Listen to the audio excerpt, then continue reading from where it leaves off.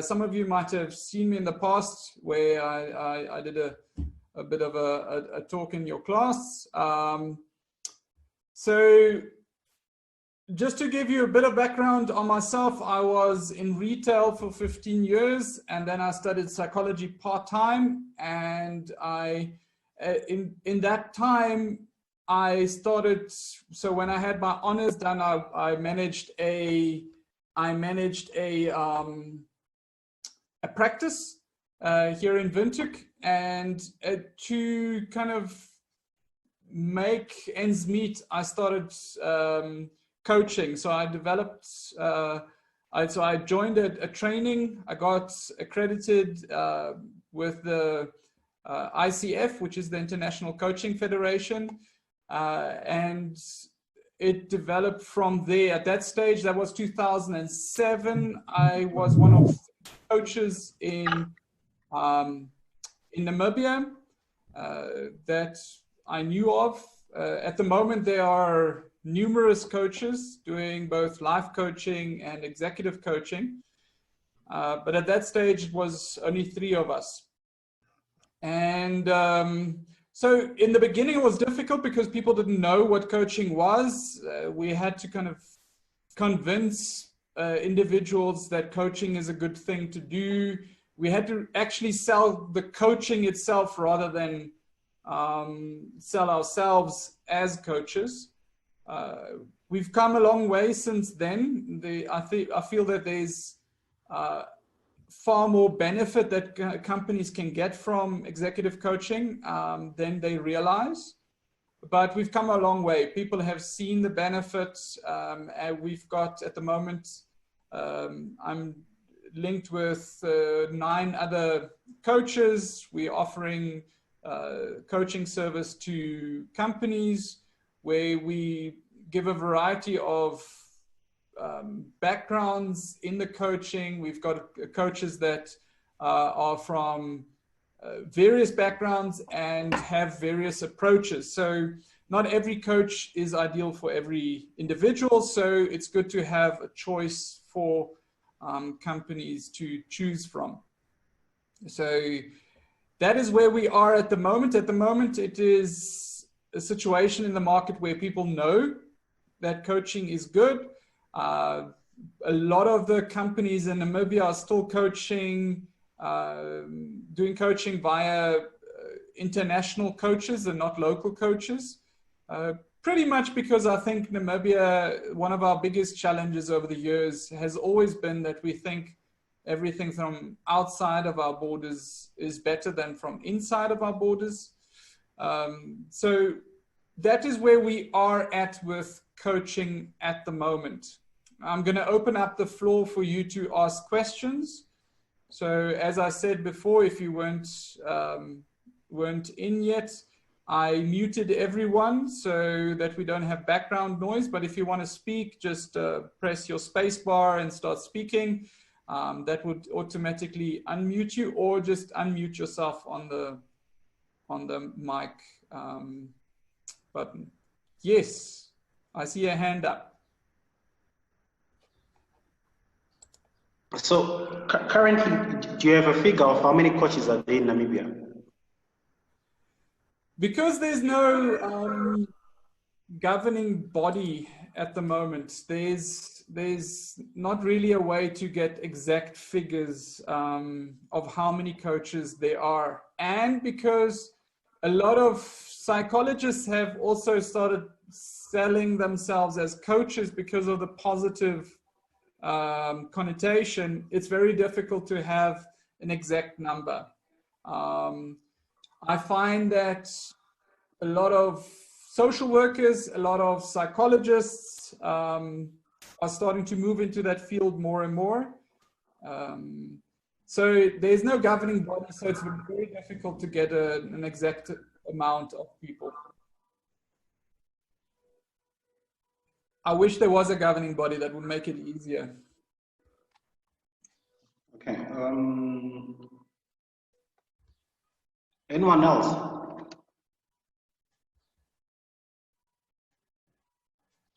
So okay, is there life here? I want to ask a question.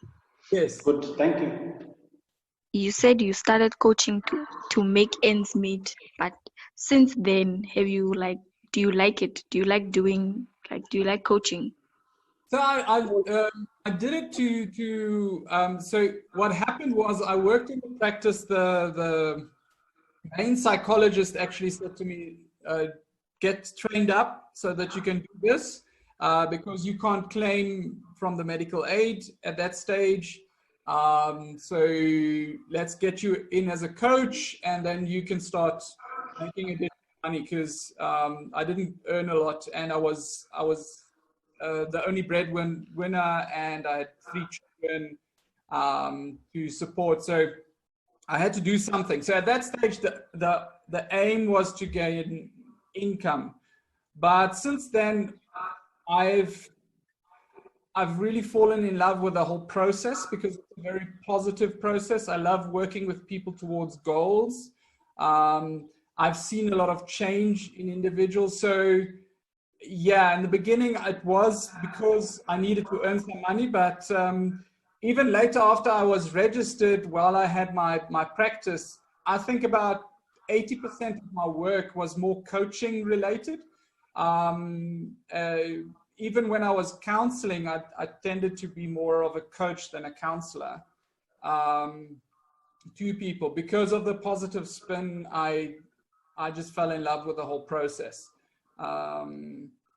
Yeah, so to answer your question, it is a lot of fun, because you can not only see a lot of change, but you get a lot of feedback as well. Where with normal counseling, as soon as people are okay, you don't hear from them anymore. In coaching, you have that backwards and forwards. We're working on a goal. I can see how far you're going. I can see the results, etc., etc. So it's a very positive kind of approach, and it's got a lot of feedback worked in it. Does that answer your question?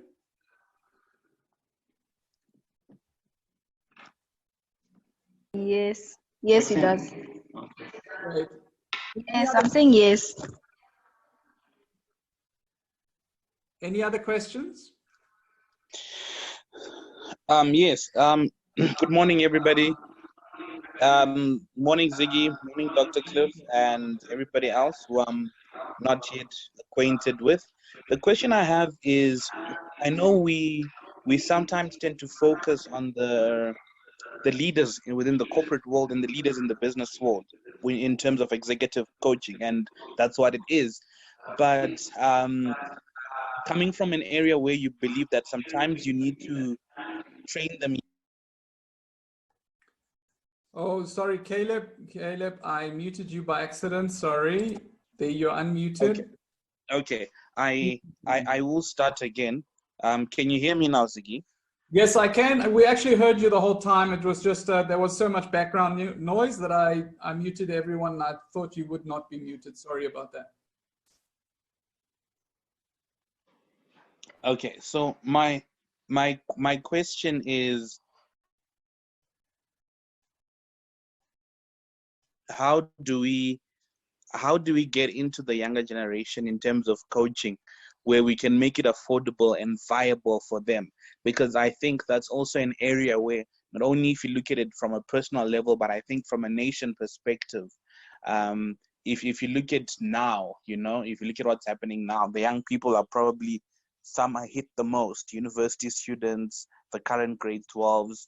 I know it's executive coaching, but I think there's also a very important group of individuals in our country that would also do well in that regard, in terms of receiving such a service. Even if you tip the scales on a numbers basis, you have more 20 to 35-year-olds who are probably not in the high positions in terms of corporate, but who need the coaching. How do we get into that place, but more importantly, and make it viable for them, both economically and on a personal level?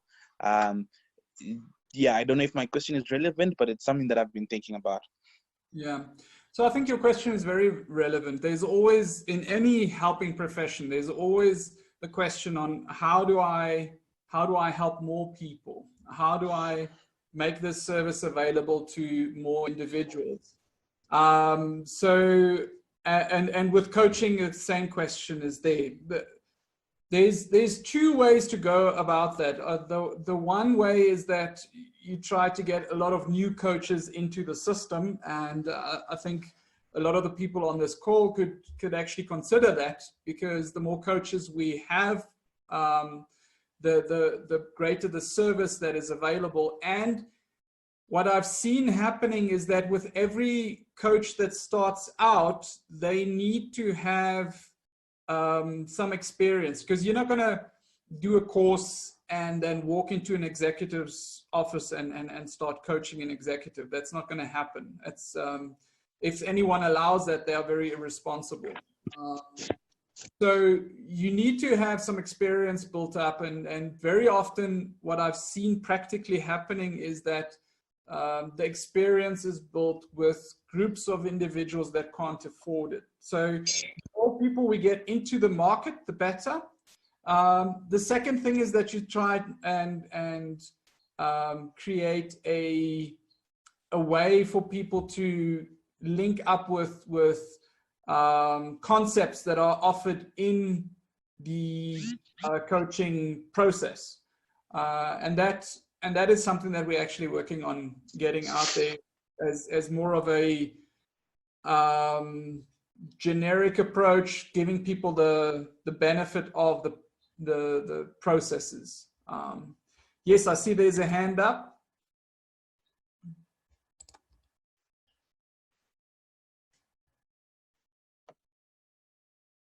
Okay, is that Anna?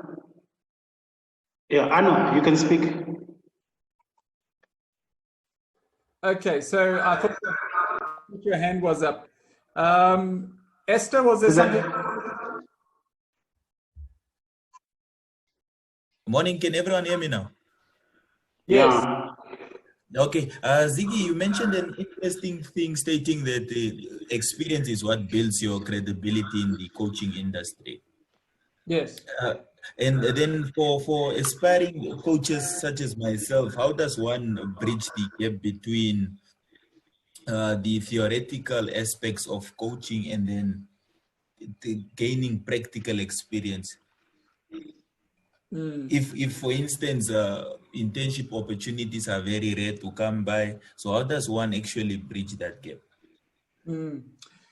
So, yeah, there are two challenges that you're facing, not only one. A lot of people think it's only one challenge that you're facing. So the first challenge is that looking at what level you're aiming at. So if you say, I want to do a training and I want to go coach some CEOs, that's not going to happen just off the cuff. You will have to kind of be in the process and experience how to do it. And it's got less to do with your experience of your work than with your understanding how that world works.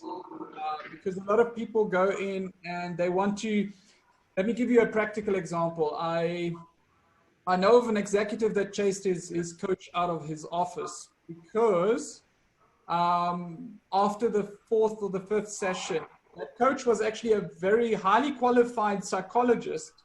But after the fourth or the fifth session, the executive felt, we're still talking about my family. I'm not here to sort out my family. I'm here to sort out my company. And it's not because the coach was not a good coach. It was because he didn't understand that world. Are we on the same page? Yes. So that is your first challenge. And that one you solve by moving up in the ranks. So you start coaching people on a lower level, and then you go up in the ranks as you go forward. That is easier, but it takes time. You need to start where you're at the moment and then work yourself up, and always get references. References are extremely important as you build your business. Great. I see there's some more people with their hands up. Anna, did that answer your question, or are we still? Yeah, it actually answered two of my questions. I was also going to ask, since perhaps maybe let's say executive coaching, in most organizations, executives are, let me say, 40 plus years old. Yes. Then for us as young people, how do we build a sense of trust in the capacity that we have to offer? But then you made it clear stating that the level at which you are willing to coach will be based on the ranks and how you are going to climb up the ladder. So I think that also addressed that question I was going to ask as well. Cool. So it's Cool. fine. So I see there are some. Can I come in there quickly, Ziggy? Yes, you can. So I think he asked a question in terms of age. I think I for one in the past, I think 3 years was, no, I wouldn't call it a victim. I think I had some personal experience in that, where you are a young person working around people who are far much older than you, but doing the same similar work that that they are doing. And how do you then not have that work against you? I think firstly is to never think about it as a thing, because the more you focus on it, the more you then tend to find it, number one. But number two, I think one of the ways that it worked, I tried to make sure that what I lacked in experience, I covered it up in the theoretical aspects. One, I think what then that does, it also boosts your confidence. That when you go in there, you have that back in your mind that I actually probably do know what I'm doing. That's number one. And number two, when some questions come in, what Ziggy is able to answer and experience to say, oh yeah, I had a time when I had a coachee that I helped with this. You're able to answer in theory, because what then that does, it builds up an idea around you and the coachee and the people that you're working with that you actually invest in this and you do know what you're talking about. Builds trust, and once that trust bond is built, it's very easy for you. So yes, you'll go in at a different rank in terms of who you're going to coach, but you see that for experience in this industry, you then tend to be thrown into the deep end quickly, both by the people you're working with and sometimes by what I would probably call circumstance, where there's no Ziggy, there's no Dr. Cliff. How do we get this done? Then you end up just being the person that's there. So I think firstly, you need to arm yourself with the right tools. And secondly, you need to realize that,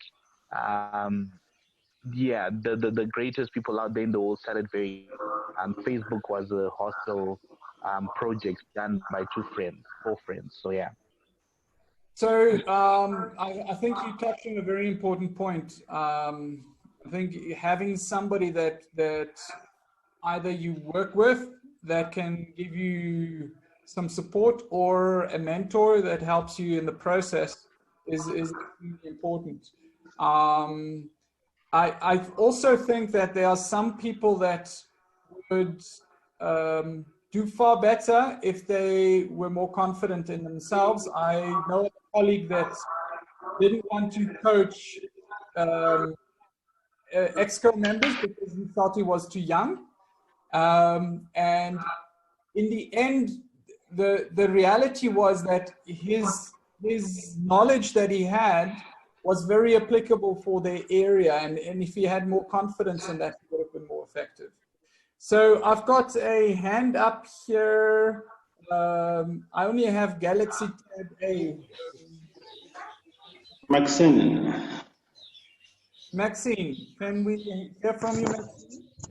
I wanted to ask, you said you were part of the ICF, International Coaching Federation. Is it like a membership, or is it a certification that you get, and how much is it? So I did my training through an organization called Results Coaching, and they were linked to the International Coaching Federation, and through them I did my first accreditation. So what you basically do with that is that you go through their methodology, They train you. You go through a time, and then you test it. So you have a online coaching session with one of the staff. That if you manage to handle that coaching session well, with the criteria that they've got down, then you get certified. And the price? So that differs. It differs from organization to organization. I know that at that stage, now we're talking about 2007, my training that I got at that stage about 25. So I'm assuming it cost you around 40 at the moment, 45 maybe, but I'm not sure. Yeah. So, but I know that there are different options, different organizations. I mean, Stellenbosch even offers coaching as one of their things. I don't know whether UNAM has got anything like that going already. But yeah. Any other questions? No. So we're talking about coaching, and a lot of you are asking questions about how to do it and how to get into that group, whatever. But what do you think is the benefit of coaching? Who's going to give that a go? Why should an executive get coached?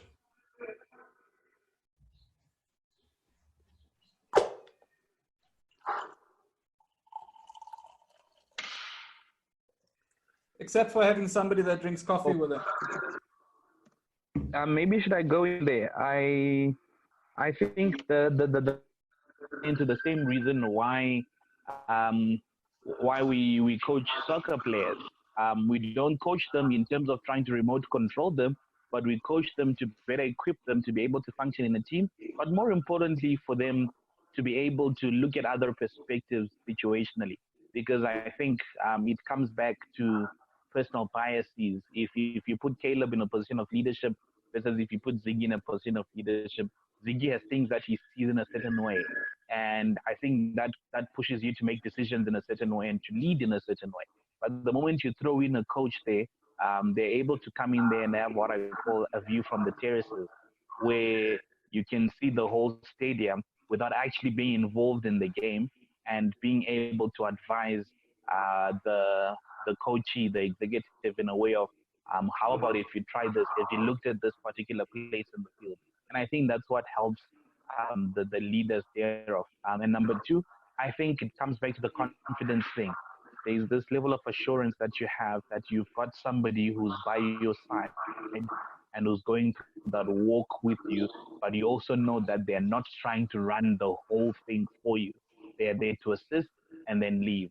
And I think that also creates a confidence in the coachee, in the coach's mind as well, coming from somebody who's been, I think, in a coachee, who's been a coachee over the years. I think that's what it does too.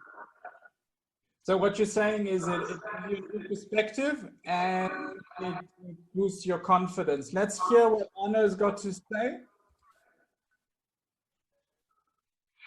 Yes, I just wanted to add that coaching, in a sense, also helps you to do a bit of introspection.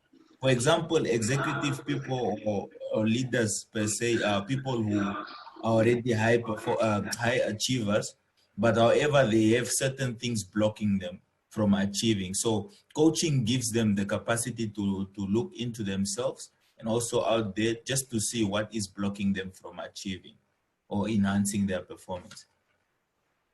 So you're saying getting past blockages. Yes. How do you think coaching does that? It does that by probably, let me say, making leaders question themselves or look inside themselves.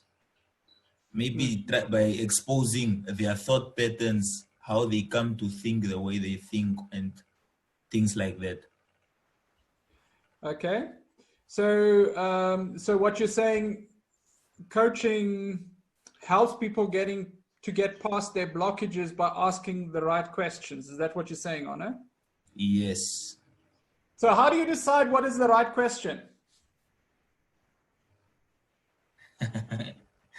That I don't know. Okay, is there anyone that might want to give their opinion? How do you decide what is the right question to ask in a coaching session?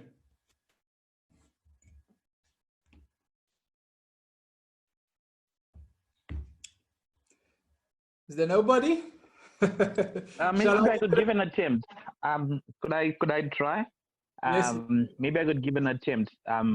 I wouldn't answer the question directly, but I would say in most cases, if you look at our leaders, primarily in this part of the world, in our region, they tend to be, I've framed them as the situations they intend to force themselves to become firefighters, where daily they're putting out fires and actually not leading. So I think that not because it's what they've decided to do, but it's because what the situation has made them to become.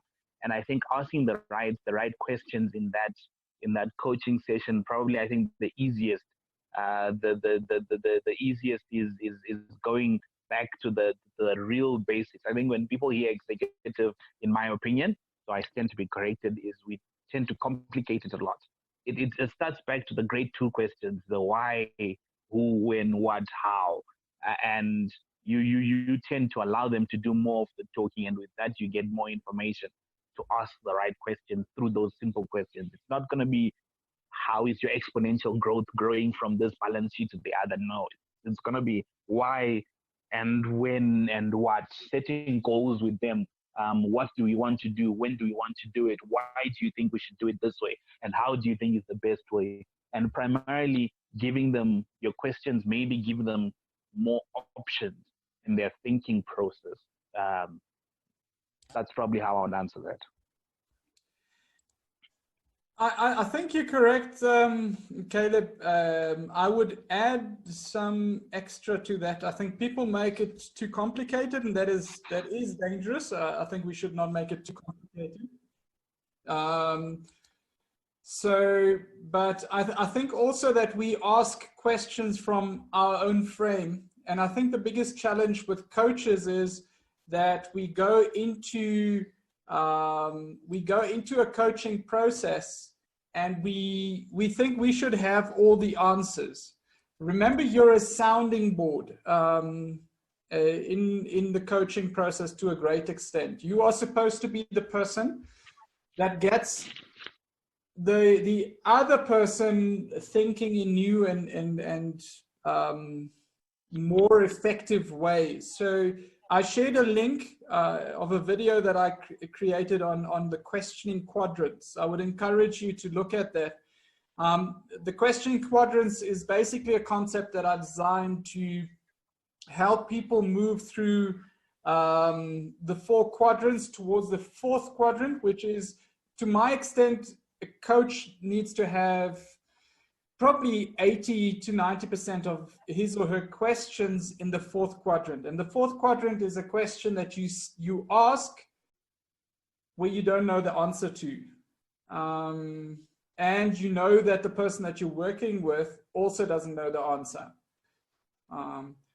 And there are many methods to do that. I would, for example, very often when I interact with somebody, I would ask them, so there are 2 solutions to this problem.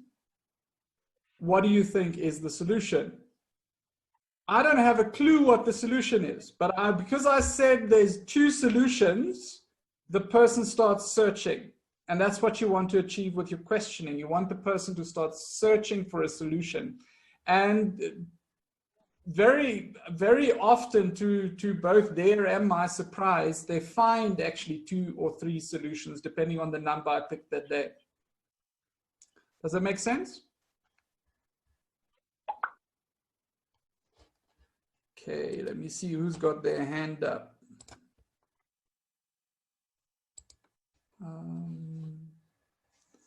I thought somebody put their hand up. Nobody. Are there any other questions? Selma, yeah, speak to me.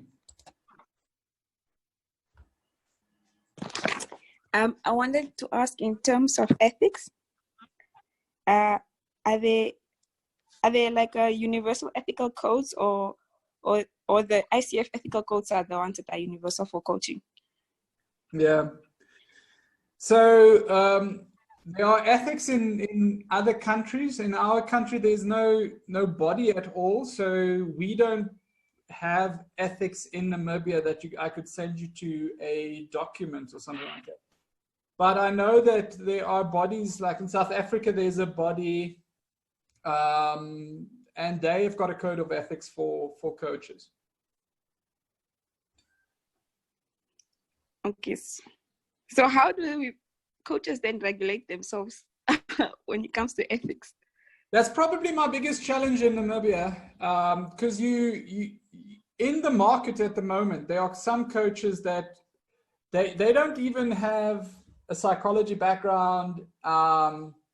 They worked in maybe retail for a year or two, and then they did a short course, or some of them didn't even do a short course. They just figured things out from the internet, and they are selling themselves as coaches. The challenge also is, and this was before I deregistered from the psychology kind of HPCNA. I could not advertise, but these guys that have got no training, nothing, they can advertise. So it is really a cowboy's world out there at the moment with the coaching thing, unfortunately. And because of that, you have a lot of people that get into situations they should not be getting into. So a typical example, you would have somebody that coaches an individual, doesn't have any psychology background, and that person might be suicidal and they wouldn't even realize it. Are you with me? They would continue because, hey, I'm enjoying myself, and it's great and whatever, and it's got no scientific background, it's got no grounding, it's got no ethics at all. So yeah, I see there's another hand up.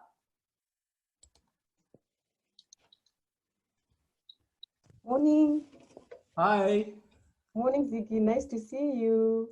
Yeah. I'm glad you're enjoying seeing me. I don't see you, but hey. Charmaine, actually. Hi, Charmaine. At least I know what you look like. Okay,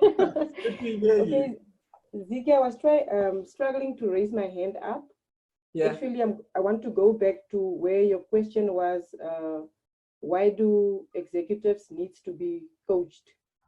Yes. Because they're already in that position. But now my understanding is sometimes there are organizations who just appoint people in high positions without that person having good enough experience to be there, while the other one starts from scratch and build yourself up there. So for me, I would say sometimes they get stagnated there in their position, but sometimes they also don't actually know what they are doing, because they are appointed maybe political affiliated, or maybe they are the owner of the company, but don't actually know the ropes of the organization. Yes. So often they also forget the layers of the organizations, and that's why, because they have to build their skills and experience performance, and they have to develop themselves as well. So that's why executives also need that coaching, just to stay abreast on what's happening in the organization, or so that they know exactly what they are also doing. Yes. Yeah, so I agree with you. A lot of people say in companies, what we've got is that whole dynamic where we get promoted into incompetence. Yeah.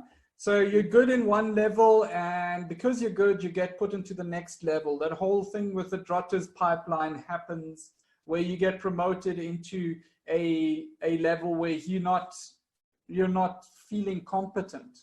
And when people don't feel competent, they tend to fall back on methods that have worked in the past.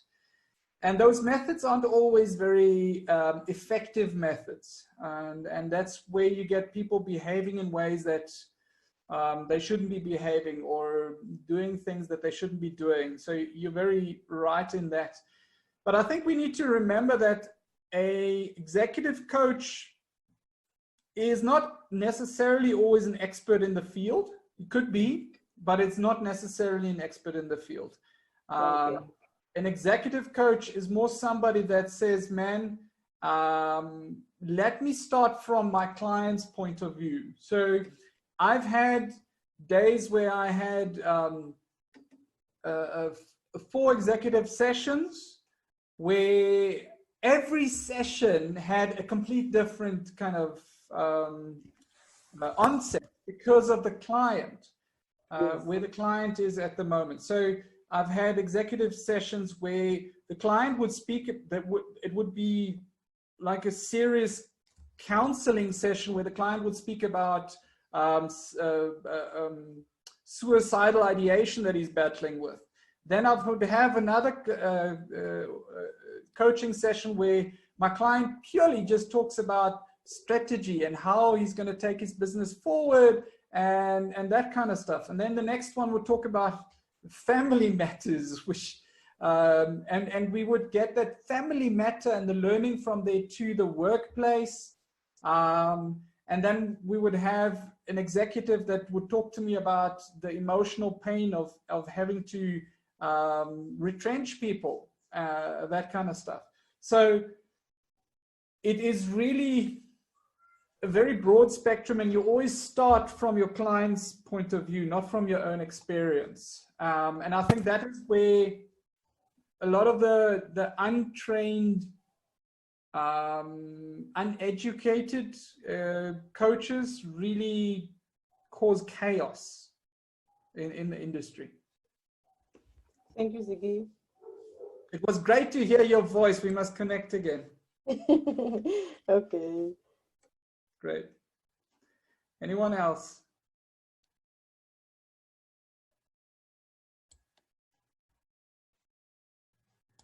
So if you don't have questions for me, I'll have a question for you.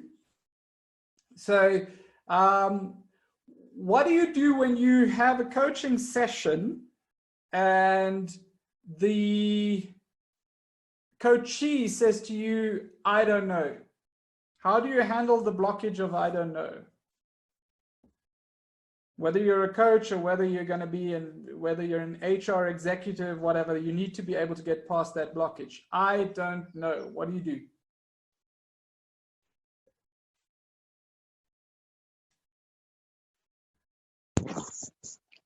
I read somewhere that you have to help the client get over those negative beliefs. I don't know how, but you basically have to encourage them to get over those negative beliefs. That is a very good theoretical answer. So tell me, how do you think you know? How do you think that would work? Maxine, stick with me.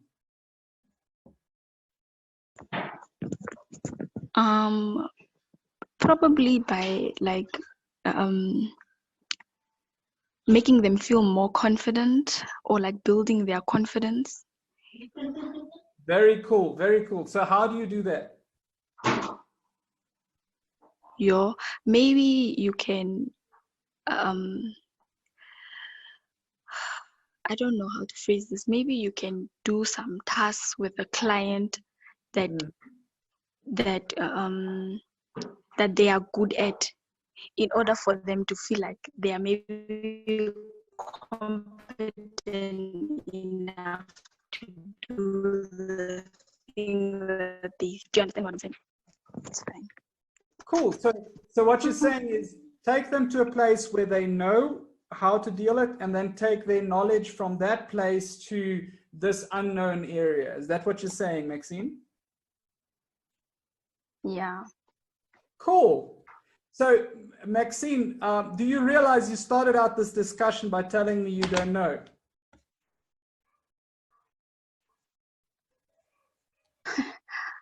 Did I? Yeah. So what I did with you is then I just ignored that I don't know. And I said, okay, so how would you do it, Maxine? And then you went, oh, and that is where I got your brain to work for you. Mm. And you found solutions. You found amazing solutions. Well done to that. Thank you. Great. Is there anyone else that would like to give it a go? How can you get past the answer of I don't know? Can I try? Yes, please do. I don't know where to lift my hand up. Just unmute yourself and go for it. That's good, man. Okay, so judging from what just happened now, I guess that asking questions is another way to do that. Yes. So when we hear the I don't know, we think that we shouldn't be asking questions anymore. Why do you think that is? Is it Alicia? Yes, yes. Why do you think that is? Why do we stop asking questions as soon as we get the I don't know answer? Maybe it's not to be intrusive. Maybe sometimes we feel as though if they say they don't know, there's no other way to, they've already, how do I put it? They've already decided that they're not going to try. So we tend to not ask questions because we don't want to push it too much. Mm-hmm. Or I'm not sure.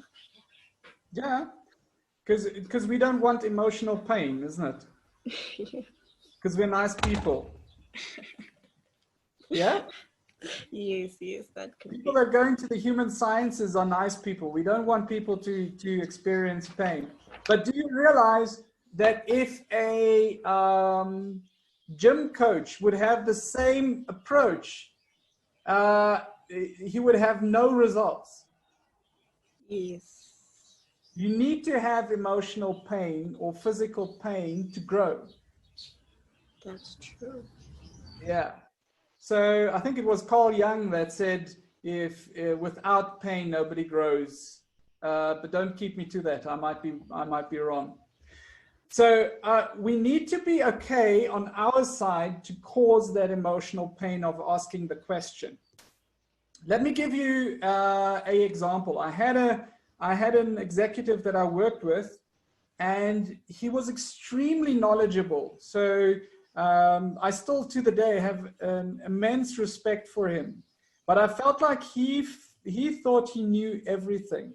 So, and I knew that's going to be a blockage in our relationship. So I asked him the following question.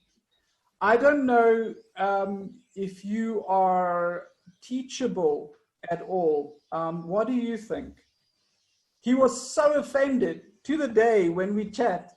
He says that was probably the most offensive question anyone ever asked him, but it put the foundation for an amazing relationship with absolute unbelievable growth in that individual because I was prepared to cause that emotional pain.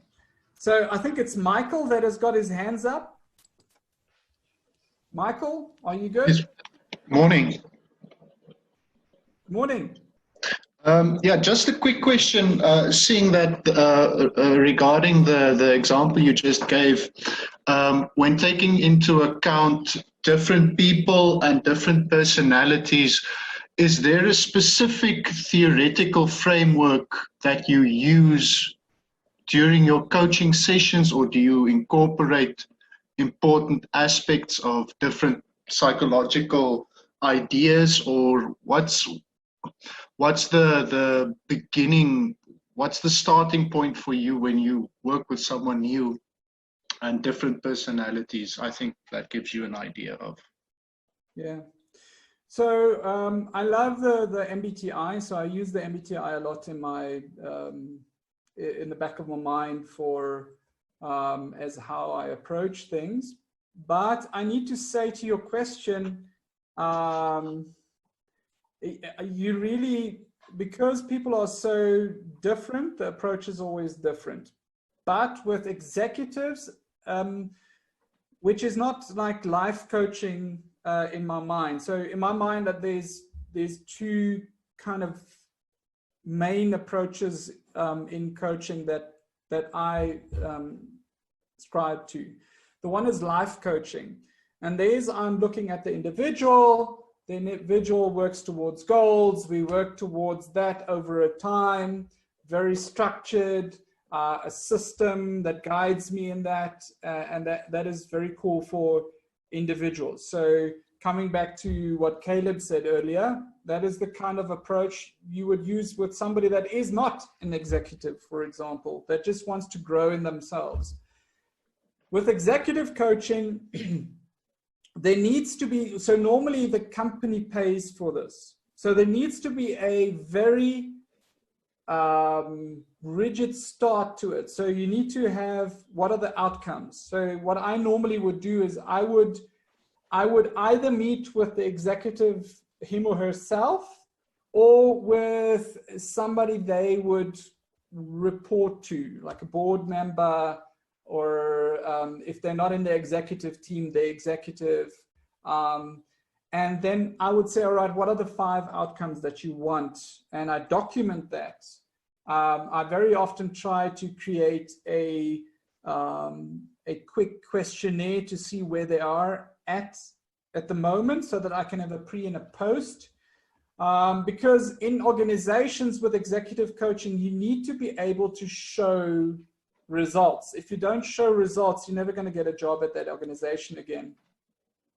Does that answer your question as to the Yeah. Yeah? Okay, cool. Any other questions? I like your question, by the way. It was a good question. Can I ask you something else quickly? Yes. You mentioned at the beginning of the discussion that there is a view from other people or executives or companies that there is a lack of, how can I put it, credibility for Namibian executive coaches. That's why they tend to use coaches from outside of our borders. What do you think is the way forward? How does one, or how do you think one should improve the credibility of our coaches within Namibia to stop companies using outside help? So I will tell you 2 things that I think we need to be doing. We've started with the one thing, we need to collaborate more. So we are very open to kind of collaborating with coaches out there in the market, so that we can have a bigger group with different backgrounds, different abilities. And the more we do that, the more we will have exposure, the more people will know about the Namibian option even. Okay, that's the one thing. The other thing that I've seen internationals do very well, there's 2 things that they do which we don't do that well. They make sure they get references, and I'm bad at that myself. They get from as many clients as possible, they get video references, they get written references, because the more of that you have in your package, the greater your chance is that you're going to get the job, if that makes sense, because the proof is in the pudding. Yeah.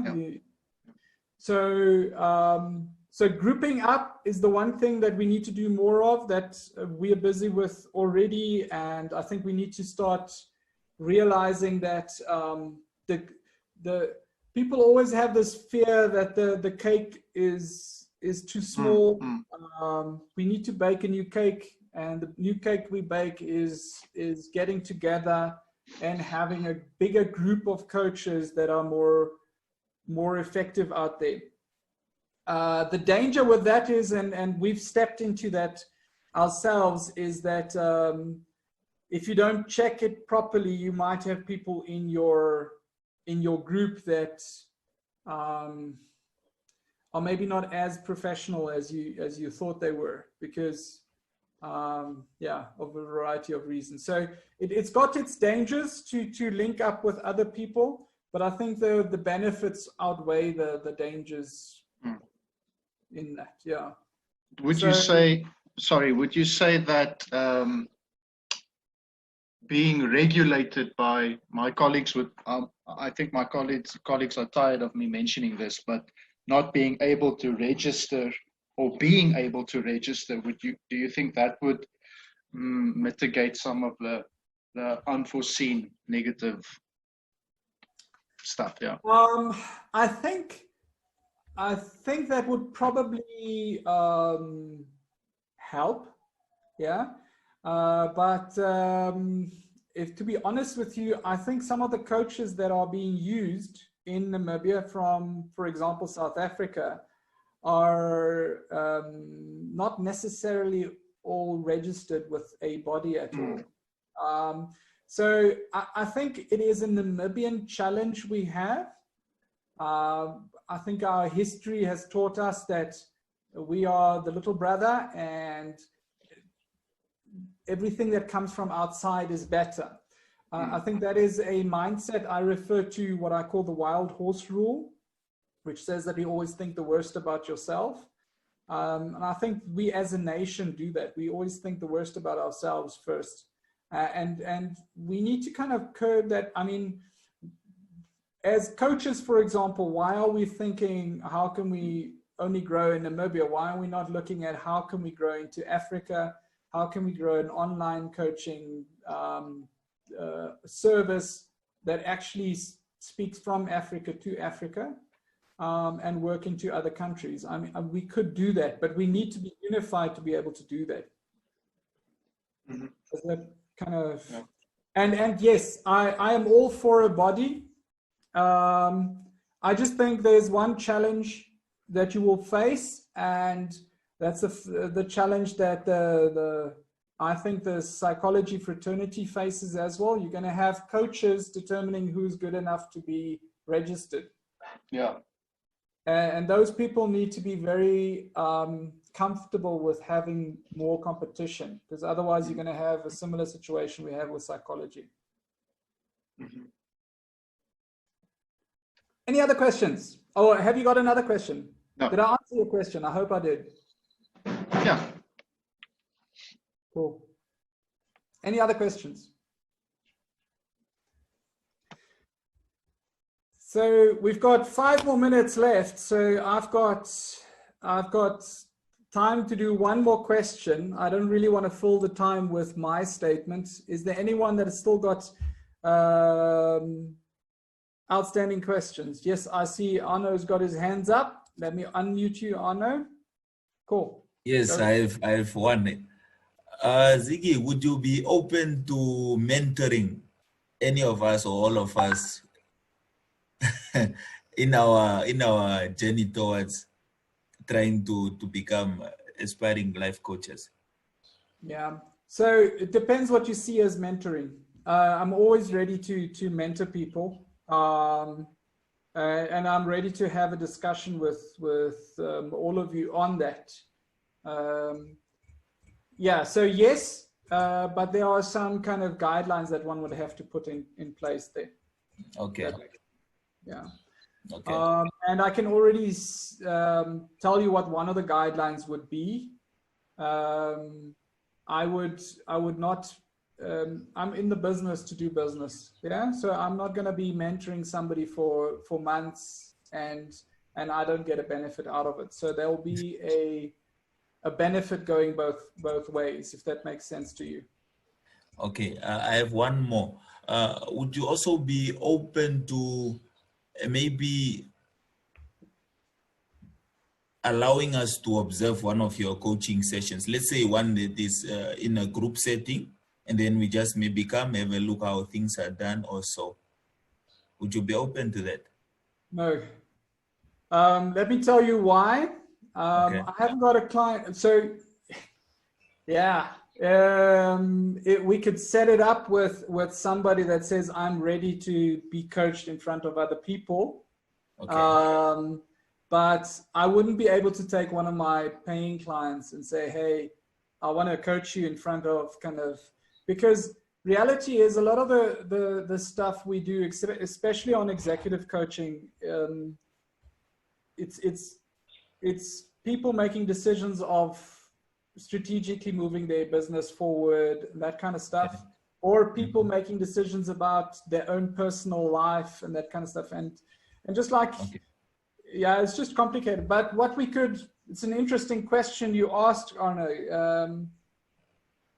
We could possibly set up a coaching session with somebody that is prepared to kind of put him or herself out there. If you find somebody like that, would you be prepared to spill your guts in front of your colleagues? Yeah, that's a tricky one. Yeah, exactly. Yeah, but the type of coaching I was referring to was maybe one which is already in a group setting. Maybe you having to coach a group or so. Yeah. Once again, even in a group. So if we would say you guys form a company and you want to be coached to move your company forward. If you put that together, I would be okay to have an introductory coaching session with you as a group. But then you need to have a clear understanding of what is your company. Each of you needs to have a position in that company. And then there needs to be something you want me to coach you towards. We could do a mock session like that. I'll be ready to do that. Yeah. Okay. Great. So, is there something else, maybe from? Okay. I don't think we're done, Ziggy. I don't know if I'm speaking for myself or for everyone else, that we need to really meet again, because the objective of this class, right, is to create something that is practical for Namibia. Right. So I believe, I think we'll talk after this class, because we, just like now, the history, the first group that presented last week, no one had the history of coaching in Namibia and how it began in Namibia and where it stands today. Right. So today, I think you've been able to give a background on that. And then you have answered the most of the questions that we had last week. I believe Arno had a lot of questions that he asked last week, and most of those questions have been answered today, right? Like I told the students, the objective of this model is to create a functional model, right? Because today, at least you brought out this issue of the lack of a governing body, right? What can we do about it? If there's no governing body, what can we do about it? This is a master's class, so I believe solutions can come, or must come from this group, right? And then I think you left me with this couple of questions, right? Who needs coaching? Who can be a coach? And then can one be an intern for coaching? Can I be an intern for coaching? Right, because you mentioned something about the nature of information shared during the coaching sessions. Right, the nature of that information it's quite sensitive and privileged information. So the issue of coaching then of having interns then becomes something else, right? And then you also brought out this issue of networking and building social capital. How do I build my name, a name for myself as a mentor? How do I become a mentor? And then I believe everyone got it, that you need to have social capital in order for Cliff to be known. Who is Cliff? Right. So I need to network first so that I build my social capital. Right. And then I believe the issue of ethics was touched on. And then the issue of ethics, we just go back to the issue of the governing body. That how do we then ensure that as coaches or executive coaches have ethical conduct, right? The thing that I wanted to ask, I thought they were going to ask is, what is unethical conduct during coaching then? What can we term unethical conduct? Because let's remember, this is my bread, right? This is my bread, and I am protecting a brand, because the issue of coaching is my name, right? Yeah. So what can we term as unethical conduct during coaching sessions? That's why I'm saying I think we're not done, because I would want us to identify what these things are. And from your experience, I would have wanted to know, I would want to know what unethical conduct is, right? I believe for today, I believe that's it for today. But we still have a couple of questions that would need answers. Cool. And